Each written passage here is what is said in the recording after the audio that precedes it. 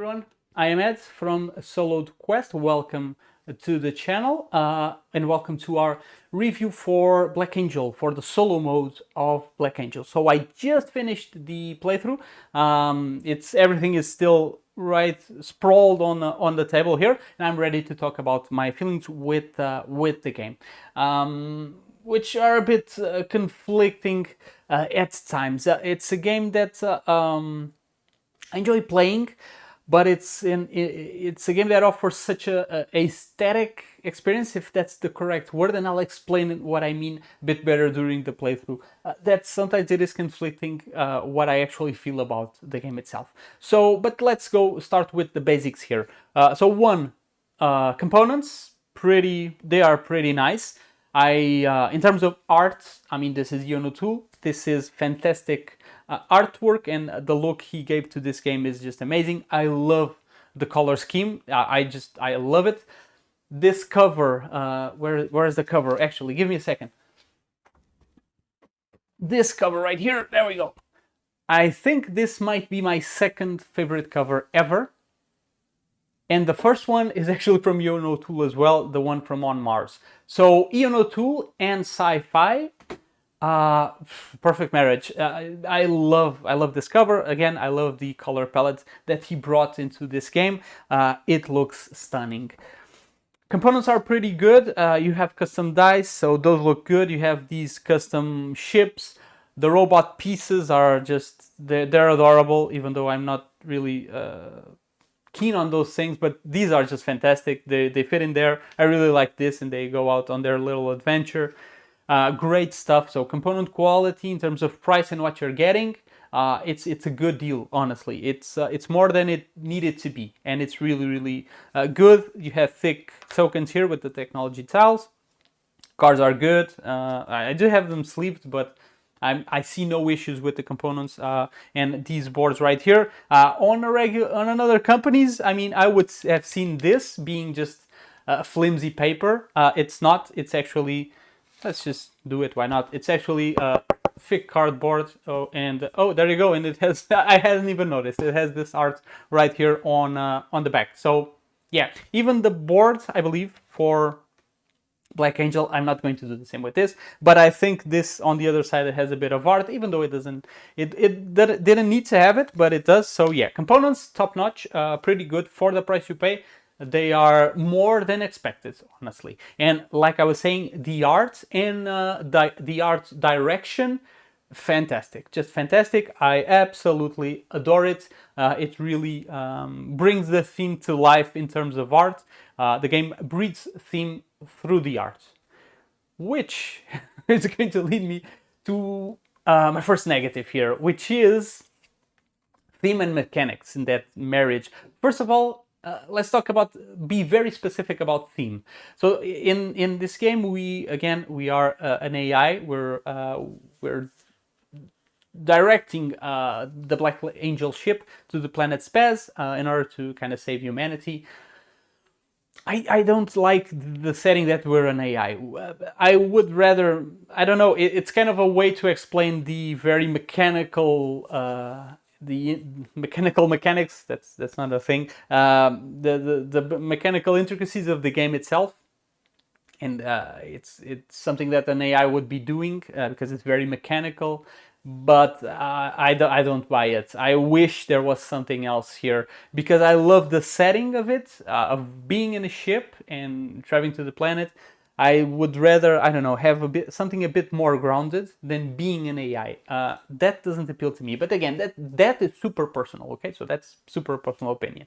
But then the marriage of what you're doing with the theme, the game mechanics, and the theme. I mean, it's so abstracted. This board right here is the most abstracted bit. I get it. They needed to do something here, so they went with maybe the AI being an is the best option we have. But it doesn't feel like you're an AI when you're messing around with this. I don't know. It doesn't make sense for an AI to place things on its circuits. It doesn't make sense to me. Okay, here. I would disagree with what I just previously said. I think here your mechanics are okay and you can kind of explain. This is easy for me. It's easier to spot if a game marries well with the mechanics or not when I'm trying to explain things here on camera. For me, if it's easy to explain, to tell you why you are placing a card here, you are doing this inside the theme, then I realize that it is a well done marriage. Like I said, you're placing a card here, you're visiting the planet, you're making that diplomatic contact. That's what I'm getting from this action. Okay. And you're getting rewards because you're traveling back to the planet. They offered help with this issue. You're injecting technology because they gave you some sort of knowledge when you made that contact with the alien. So yeah, definitely I can make sense of these actions. Although the one that you leave behind, you leave them behind and then you get some rewards. I don't really know what that is. Maybe you're leaving the planet. I guess you're leaving the planet and the fleet or the emissaries you sent there are coming back and bringing gifts. I don't know. Maybe something like that. I can't explain it. Here it's a bit, well, you can explain it, but it's too abstract for my taste. In here as well, it's a little bit abstract. How an AI will deal with Ravagers and I don't know. It's a bit too abstract. I like this, and I can explain this. And from these two boards, there's a big disconnect from theme. Unfortunately, in my opinion, it doesn't go along with how well the artwork actually helps marrying that theme into what they try to produce here. So let's go from a negative to a positive. Okay, we're going to be very much dancing between negatives and positives here on this review. Like I was saying, from a negative to a positive, which is kind of relating to what I just said. These three boards here. It's like you have three, well, you don't have three games, but it almost feels like it at times, because you have three completely distinct puzzles when you are playing the game. I hope you've noticed this. In this board alone, which is just this little thing here, I mean, this is fantastic.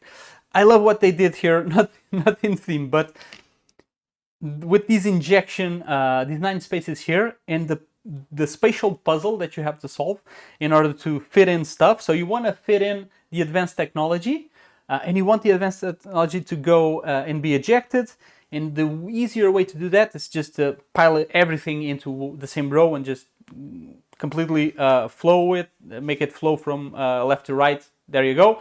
But if you're doing that, you're not filling in the other spots, and you saw that on the playthrough.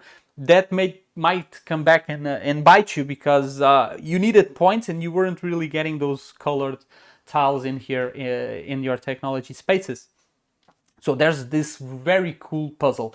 Besides that, the way you actually the way you make the colors here combine in the same row or column to make the most useful action when you drop one colored card here or even a Ravager card.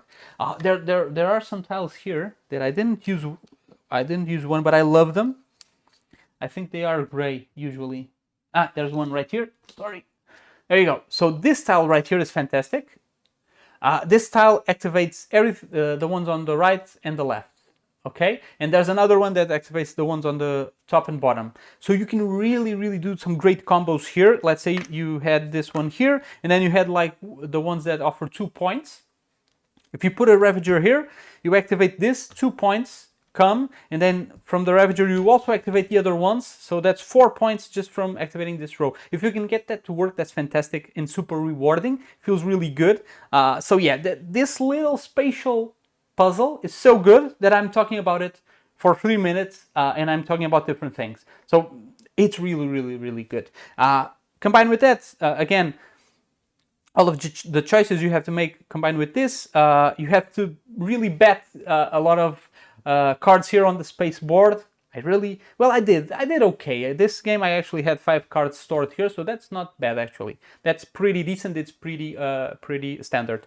But yeah, like I was saying, you kind of have to go out here on the space itself as well. You really do need to do a bit of everything. You can't specialize. And I really like how this is yet kind of another puzzle. The way you kind of have to avoid the ravagers, you can try to cover up spaces with ravagers, although you kind of want to cover up the spaces with the comets as well, so that the AI doesn't make use of them. And I do like that. I like the way that you don't just. I like we did here, thinking about moving the ships, not just to leave them here to be immediately lost, but again, leaving one ship here so that you can maybe make more use of it on some other action. I really like that. Something we didn't do is that you can actually move your ship into the cards that the AI has and actually get some rewards out of it, which we didn't do. And now that I think of it, it might have been dumb because I didn't really look at that option. The ones that drop will drop. If you leave a ship there, you actually get some stuff back. So I don't know if there were some pretty good ones in there. Yeah, that I completely forgot about that. But yeah, like I said, there's a bit of a puzzle in here as well, okay? The way where you are dropping your mission and the way you are actually managing your ships and leaving them. That's important as well, trying to cover the Ravager spots. So again, another little small puzzle here, and then you have the meat of the game in this the Black Angel board here with all of the actions where you kind of have to manage the Ravagers, you kind of have to manage the damage, and again you have to do all of this with just starting with one die of each color. Okay, so yeah, it is pretty daunting, but all of these offer different puzzles that combined together are a fantastic, I don't know, a fantastic end product, I would say, in terms of burning your brain to do the most efficient thing possible. Because, well, just like the AI is trying to do in the theme, that's what you really need to do every single turn. Okay, and like I said, we're bouncing here. So from one positive, we're going now into a negative, which unfortunately is very much related to the solo game, which is the AI interaction, or how the AI, not how the AI works. Okay, it's mostly the AI interaction here on the Black Angel board. We're not really interacting with the AI. If you saw the game, all we interact here is I steal one of your dice if I want to, and you can steal one of mine in return if you need to, and that's it. That's it. Apart from that, we are not really interacting. Like I said, I could have left one of my ships in one of his cards, but I'm not stealing anything from him. I'm not getting in his way. I'm just making use of something that was dropped there. So the low interaction is a bit of a shame. I wish there was more interaction because, as you saw, I mean, the AI is just piling on points. There's not much I can do to prevent it. Well, I can actually take some damage off, take some Ravagers off. Although on this game, the AI really went strong here on the space board. It was just piling on cards and cards here on the space board. Maybe if it had gone more into the Ravagers and the damage, we might have won. I don't know. But yeah, there's again, the interaction is really low, and I wish it was a better interaction. But then from this negative, again, we jump into a positive, which is how easy it is to manage the AI and to manage it overall. I mean, first of all, positive, it's an AI. You're not just playing a beat your score game, okay, which is already a positive. But then the AI itself, super simple. You just have a card with a top and a bottom. That's it. As you saw, the actions are super easy to do. The only complication comes from the actions themselves, not from being the AI doing them. Like here, you're placing a card, you're watching Ravagers, you're injecting technology. So either be it the AI or you yourself doing an action here on the space board, it's going to be complicated. So the AI is super simple. When it can't do anything, just give it 3 points. That's established. You have this. I love this. This is so smart. The back of the AI cards is it's like a chart for the currency exchange for points.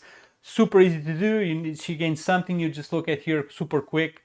Again, fantastically easy to manage. I love how simple it is to manage this AI, and I love that it actually interacts with things on the board. It's not an AI that cheats too much.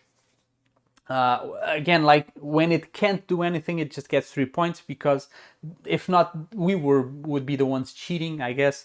It is very well done and very well balanced, in my opinion. I think I've won. I'm like 50-50. I think I've drawn. I lost the first game, and I think I won 2 or 3. I think I won 3. Then I drew 1. And now I lost 1. So yeah, I won 3, lost 2, drew 1. So difficulty wise, it's looking good. Okay. Now, one thing to mention, you can actually tweak the AI if you're mastering the game and finding it easy.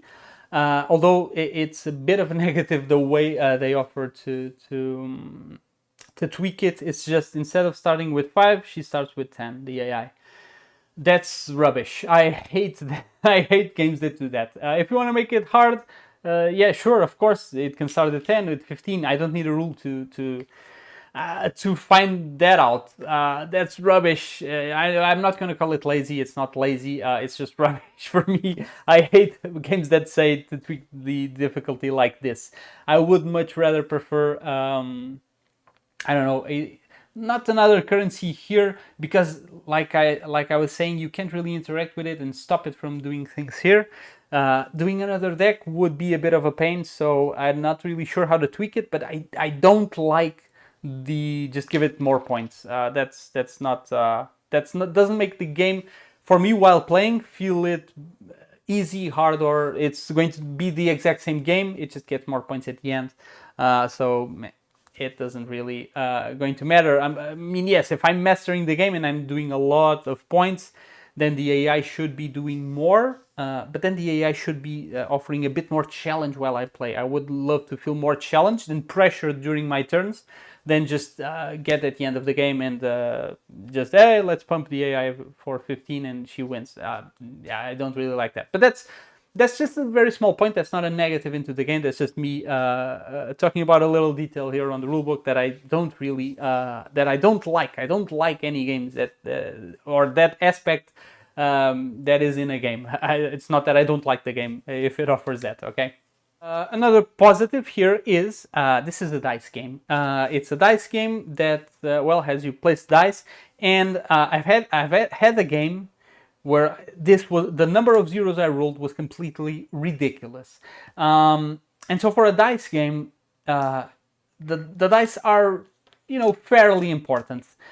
You can make it work even if you don't roll too good.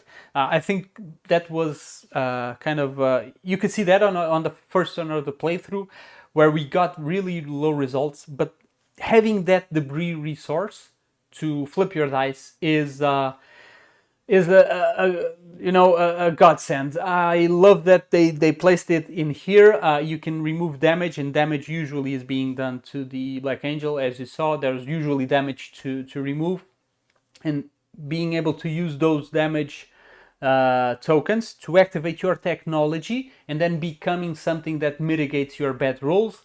I love that. That's my favorite mechanic here on this game, because it's not, if you roll well, you would, let's say this, the tokens wouldn't do anything else, and you were just, you know, afraid of rolling badly, as I usually am, and you were just, oh, let me remove damage from the Black Angel, and they would do nothing else, just be there for your bad rolls, and then you didn't roll badly during the game. Well, first of all, you would probably feel good because, hey, you would get a lot of good rolls.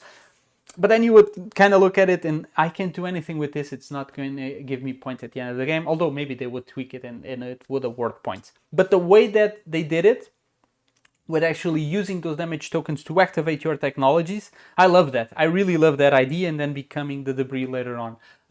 It's fantastic. That's my favorite mechanic, like I said, and I love the way they helped mitigate. First of all, I love that they offer that option to mitigate. It kind of had to be in here, although you can also steal the dice from the opponent, so that's pretty good as well. So you do have a lot of options here. Even if you roll badly, you won't feel too bad during the game unless you keep rolling. Had a bad game, but then again, I didn't feel that bad because the game did offer me tools to make up for it and actually try to compete fairly. That is going to lead me to the last point that I want to talk about, and it's also unfortunately a negative. We're going to end with a negative. Like I said, we were pretty much flipping from positive to negative here on this one. And this negative is a more, it's a more abstract negative, and that is the emotional, well, not the gain, but what you draw from this game while playing and after playing. Unfortunately, I feel like this game is really a big emotional flatline while you are playing. They usually call, Euros, those dry Euros. It's that name that is sometimes associated with Euros. This is not a dry Euro. I mean, it is a beautiful Euro. This game is beautiful, but the emotion you get out of it is zero. Is like this very static emotion. And there are no highs while playing the game. That's the feeling I get. You're not engine building here, so you're not really building up to better turns. Sometimes, I mean, you can get a lot of cards here. They drop and you get a lot of points, but that's not very. That feels okay, but there are no peaks, of emotion. You're not going. Oh, well, unless the AI, you have a 3 here and you don't want the AI to steal it. That's, I guess, the most emotional I get. Like really rooting for the AI not to take my die. But while playing, while getting my stuff, there aren't these big, huge turns that you've been building up to. There really isn't. You're just doing one action. The action is going to mostly be the same. It's going to feel the same during all of the game. It's mostly changed by how many pips you have on the die, not really what you've built during the gameplay. And so, unfortunately for me, that's the biggest low here, is that I feel like I'm like 1 hour, 2 hours with same emotion. Same emotion, no...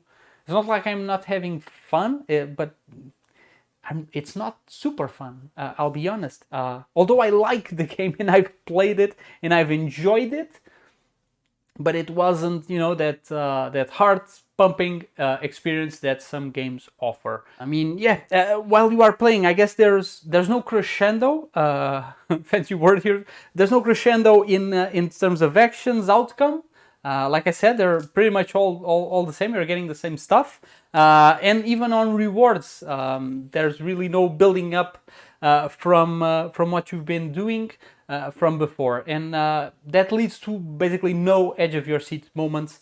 It's pretty much just a constant flow of emotion while playing, as if you were actually an AI, very technical, keen on doing that perfect turn, doing the calculations. Let's do these actions and let's place on to the next turn. So yeah, that's again, I feel it's a personal, because it's something, yes, that I'm feeling or not feeling while playing, but I think is going to translate to a lot of people while playing. So if you want, a super emotional game, edge of your seat, that you won't get that, at least in the solo mode. I don't know, in multiplayer, maybe from stealing other people's die, there's going to be a lot of more conversation here on the table.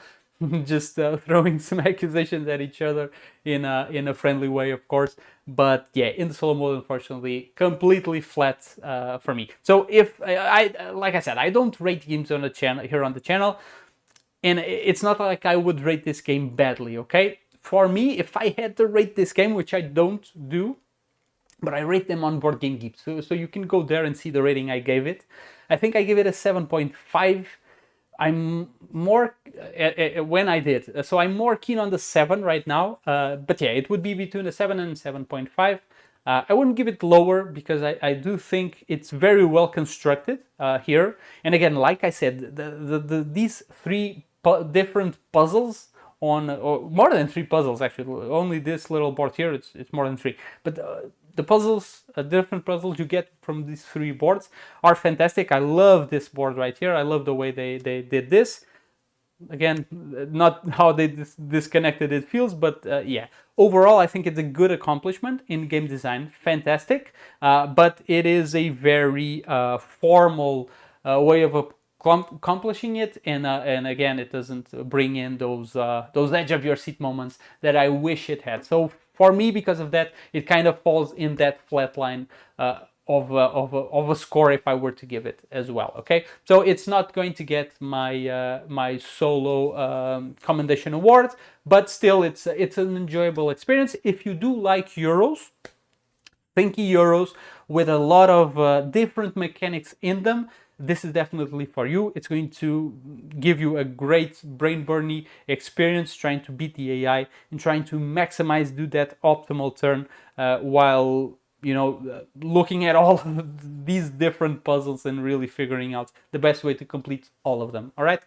So yeah, that's it for me. This was my review for Black Angel. Hope you appreciate it. Let me know in the comments what you think of it. And yeah, that's it for me for today. Thank you so much for watching, and I'll see you all in the next video. Until then, stay safe, everyone. So long. Bye bye.